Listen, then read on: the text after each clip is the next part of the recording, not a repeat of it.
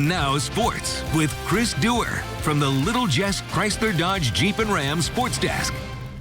And tip-top of the evening, everybody, and welcome to Sports Final on this, the most important football weekend yet to cross our radar, I should say. 3 Illinois State quarterfinals tomorrow, but tonight is district title night in Northeast Missouri. And for the Hannibal Pirates, that meant a familiar foe was standing in their way in Warrenton. The same team Hannibal knocked out last year in this very game. How would things fare? Hannibal bet down 2 touchdowns late first half in this one. This, my friends, is Darian Washington doing Darian Washington type thing from short yardage. A hard-fought yard gets him in. It's 21-14 at the half in favor of Warrenton. Here comes the defense for the Pirates, trying to make things happen. Tackle for loss right there by Cade Hoskins. Then the offense gets back going. It's Austin Closser right here. Big pickup. That would set the table for an even bigger pickup right here as Darian Washington is going to race 40 yards and help his team. What a run by him. Get back to within 28-21. Unfortunately for the Pirates, that would be as close as it would get tonight. Yes, indeed. Our Ben Schmidt is standing by down in Warrenton with your game recap.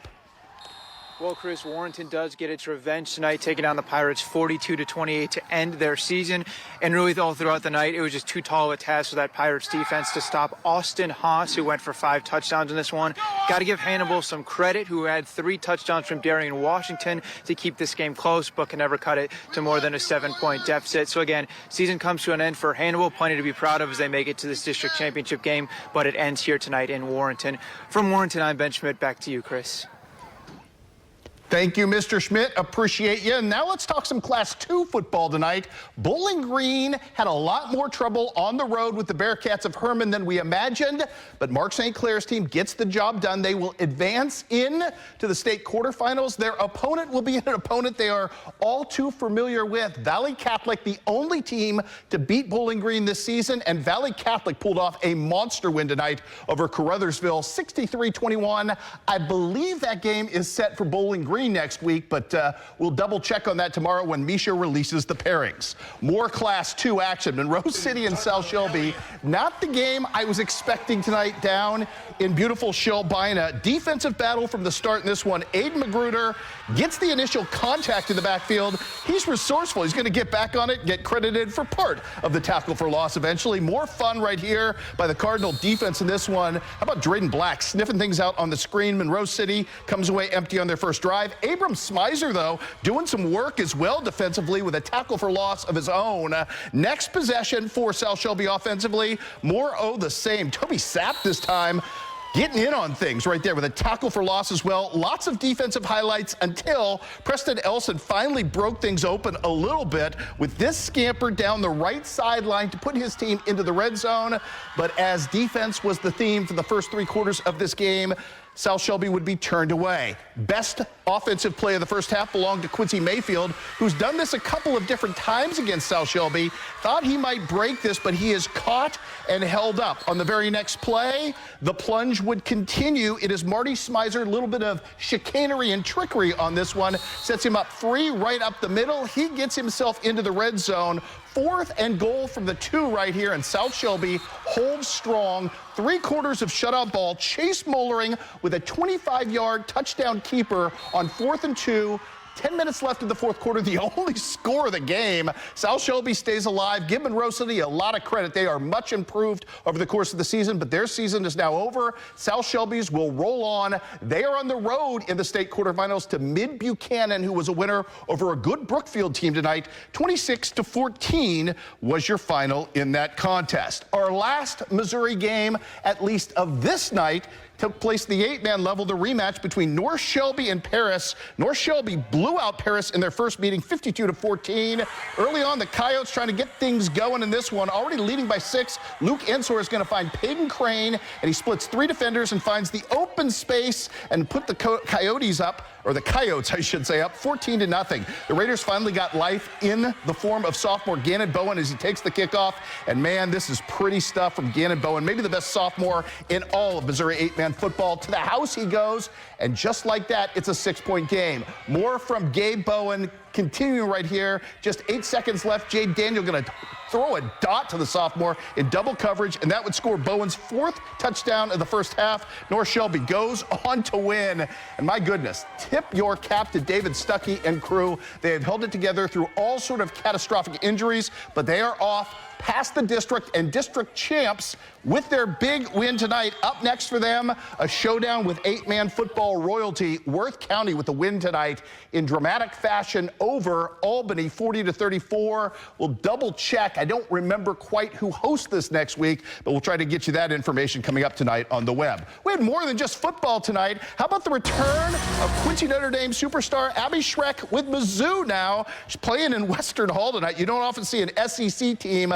playing here against an OVC team on the road, but man, Abby Schreck was equal to the task. Full house tonight, and Abby put on a show. Her best collegiate performance ever. More on that in a second. The 3 set things up nicely. Western, though, battling hard. And, of course, who else would it be when you're talking about a hard battle in this one? Reagan McCowan doing Reagan McCowan-type things in this one on the offensive glass. She's going to come up with a putback against the center of that Mizzou defense, then playing as a native mid-Missourian against, the school she grew up watching. Eddie Brownfield cans a 3 right here, but just too much Abby Schreck.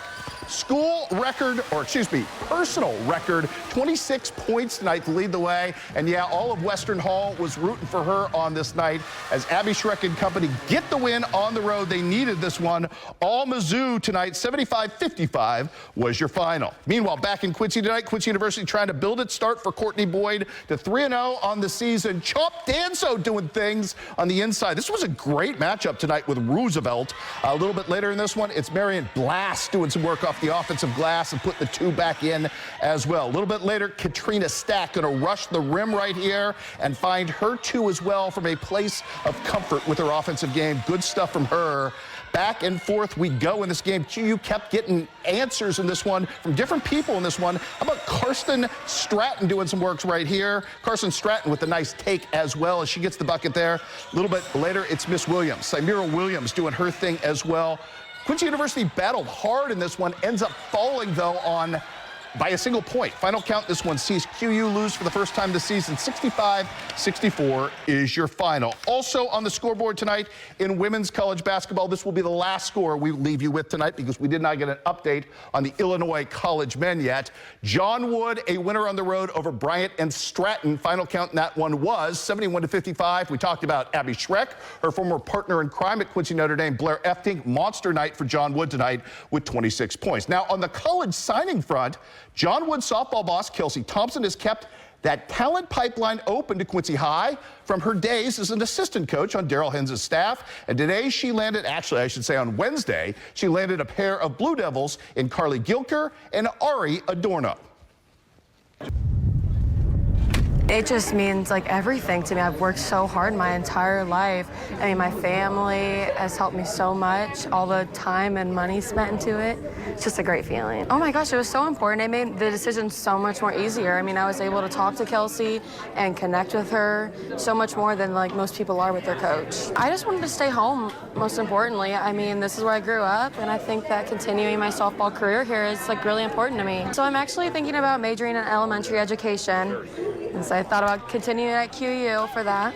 I mean, I just want people to have a teacher that they can connect with. Yeah, it's really exciting. I'm excited to advance my softball career and my academic career. I wanted to stay close to home, and I've had Kelsey as a coach before. I really enjoy her coaching.